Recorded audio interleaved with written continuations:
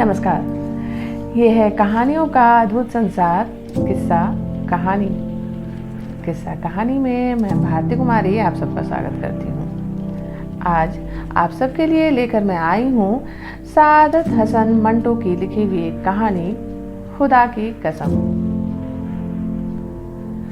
उधर से मुसलमान और इधर से हिंदू अभी तक आ जा रहे थे। कैंपों के कैंप भरे पड़े थे, जिसमें कहावत के तौर पर तिल धरने के लिए वाकई कोई जगह नहीं थी, लेकिन इसके बावजूद लोग उनमें ठूसे जा रहे थे। गल्ला नाकाफी है, स्वास्थ्य सुरक्षा का कोई इंतजाम नहीं, बीमारियां फैल रही हैं। इसका होश किसको था? एक आपाधापी का आलम था। सन 1948 का आरंभ था, शायद मार्च का महीना।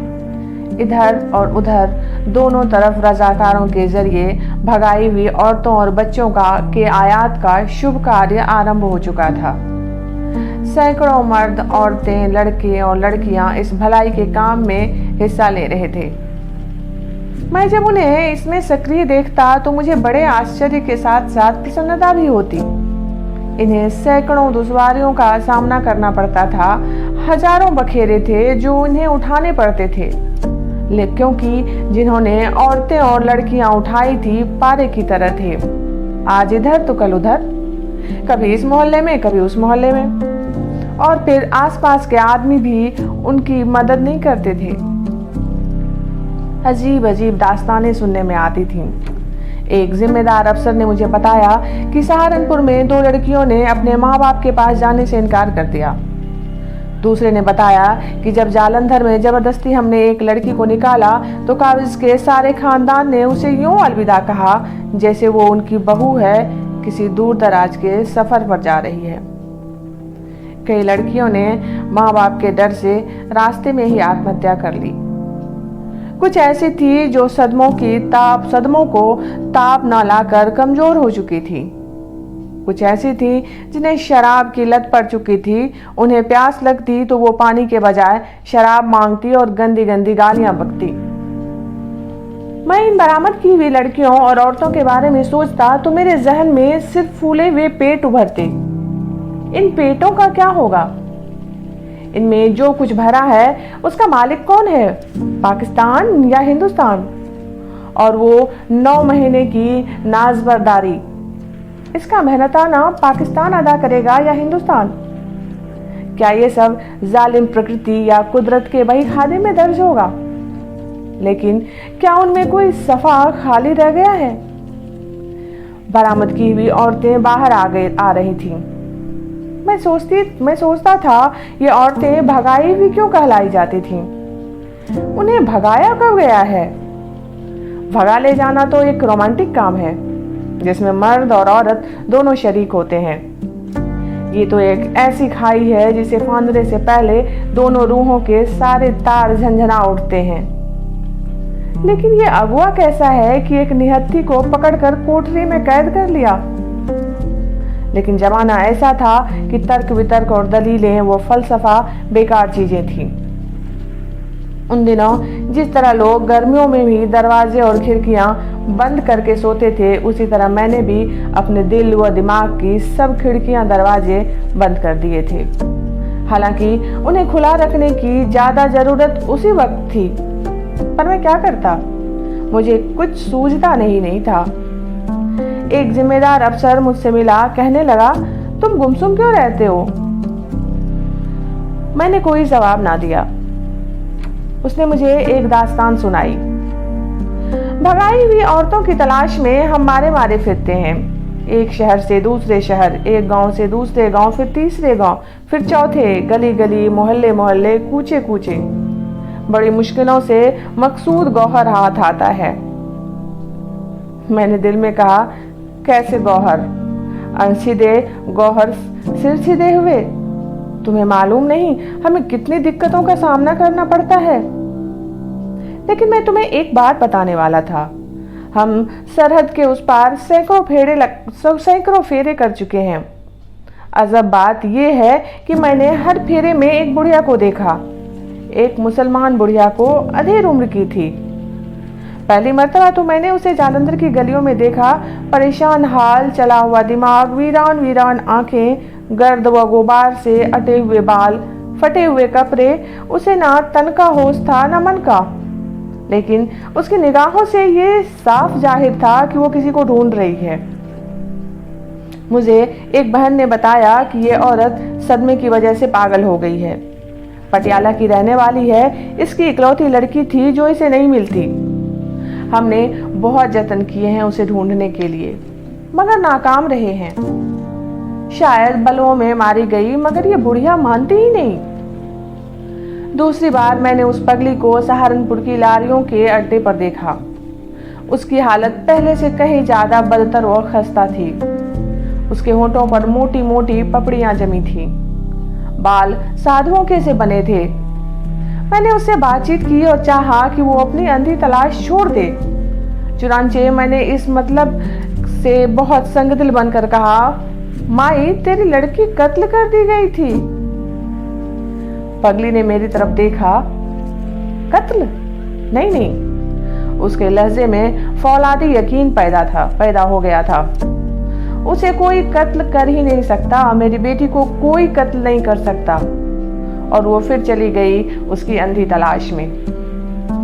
मैंने सोचा, एक तलाश और वो भी अंधी। लेकिन पगली को क्यों इतना यकीन था कि उसकी बेटी पर कोई कृपाण नहीं उठा सकता, कोई तेज धार या कुंद छुरा उसकी गर्दन की तरफ नहीं बढ़ सकता? क्या वो अमर थी या उसकी ममता अमर थी? ममता तो खैर अमर ही होती है, फिर क्या वो अपनी ममता ढूंढ रही थी? क्या उसने उसे कहीं खो दिया? तीसरे फेरे में मैंने उसे फिर देखा। अब वो बिल्कुल चीथड़ों में थी, करीब करीब नंगी। मैंने उसे कपड़े दिए, मगर उसने कपड़े कबूल नहीं किए। मैंने उसे कहा, माई मैं सच कहता हूँ, तेरी लड़की पटियाला में ही कत्ल कर दी गई थी। उसने फिर उसे फौलादी यकीन के साथ कहा, तू झूठ कहता है। मैंने उसको अपनी बात मनवाने की खातिर कहा, नहीं मैं सच कहता हूँ। काफी रो पीट लिया है तुमने, चलो मेरे साथ, मैं पाकिस्तान ले चलूंगा। उसने मेरी बात ना सुनी और बड़बड़ाने लगी। बड़बड़ाते बड़बड़ाते वो एकदम चौंकी। अब उसके लहजे में यकीन फौलाद से भी ज्यादा ठोस था। नहीं, मेरी बेटी को कोई कत्ल कर ही नहीं सकता। मैंने पूछा, क्यों नहीं कर सकता कोई कत्ल? बुढ़िया ने धीमे से कहा, वो खूबसूरत है, वो इतनी खूबसूरत है कि उसे कोई कत्ल कर ही नहीं सकता। उसे तो कोई तमाचा तक नहीं मार सकता। मैं सोचने लगा, क्या वाकई वो इतनी खूबसूरत थी? हर माँ की आंखों में उसकी औलाद चंदे आफताब चंदे माहताब होती है, लेकिन हो सकता है वो लड़की वास्तव में खूबसूरत हो, मगर इस तूफान में कौन सी खूबसूरती है जो इंसान के खुरदुरे हाथों से बची है? हो सकता है पगली उस कच्चे विचार को धोखा दे रही हो। फरार के लाखों रास्ते हैं, दुख एक ऐसा चौक है जो अपने इर्द गिर्द लाखों बल्कि करोड़ों सड़कों का जाल बुन देता है। बॉर्डर के उस पार कई फेरे हुए। हर बार मैंने उस पगली को देखा। अब वो हड्डियों का ढांचा भर रह गई थी। उसकी नजर कमजोर हो चुकी थी। टटोल टटोल कर चलती थी, मगर उसकी तलाश जारी थी। बड़ी तल्लीनता से उसका यकीन उसी तरह ठोस था कि उसकी बेटी जिंदा है, इसलिए कि उसे कोई मार नहीं सकता। बहन ने मुझसे कहा, इस औरत से मगजमारी करना फिजूल है, इसका दिमाग जल चुका है। बेहतर यही है कि तुम इसे पाकिस्तान ले जाओ और पागलखाने में दाखिल करवा दो। मैंने मुनासिब ना समझा। मैं उसकी अंधी तलाश, जो उसकी जिंदगी की एकमात्र सहारा थी, उससे नहीं छीनना चाहता था। मैं उसे एक विशाल पागलखाने से, जिससे वो मीलों की दूरी तय करके अपने पांव के आंवलों की प्यास बुझा सकती थी, उठाकर एक छोटी सी चार दीवारी में कैद करना नहीं चाहता था। आखिरी बार मैंने उसे अमृतसर में देखा। उसकी बदहाली का ये आलम था कि मेरी आंखों में आंसू आ गए और मैंने फैसला कर लिया कि इसे पाकिस्तान ले जाऊंगा और पागल खाने में भर्ती करा दूंगा। वो फरीद के चौक में खड़ी अपनी नीम आंखों से इधर उधर देख रही थी। चौक में काफी चहल पहल थी। मैं एक बहन के साथ एक दुकान पर बैठा हुआ एक अगवा लड़की के बारे में बातचीत कर रहा था, जिसके बारे में खबर मिली थी कि वो बाजार सबूनिया में एक हिंदू बनिए के घर मौजूद है। ये बातचीत खत्म हुई तो मैं उठा कि उस पगली से झूठ सच कहकर उसे पाकिस्तान जाने के लिए आमादा करूं कि एक जोड़ा उधर से गुजरा। औरत ने घूंघट काट रखा था, छोटा सा घूंघट। उसके साथ एक सिख नौजवान था, बड़ा ही छैल छबीला सा, बहुत तंदुरुस्त और तीखे तीखे नक्शों वाला। जब ये दोनों उस पगलू के पास से गुजरे तो नौजवान एकदम ठिठक गया। उसने 2 कदम पीछे हटकर औरत का हाथ पकड़ लिया। यकायक साथ चलने वाली लड़की ने अपना छोटा सा घूंघट उठाया। लट्ठे की धुली हुई सफेद चादर के चौखटे में मुझे एक ऐसा गुलाबी चेहरा नजर आया जिसका हुस्न बयान करने में मेरी ज़बान आजिज है। मैं उनके बिल्कुल नजदीक था।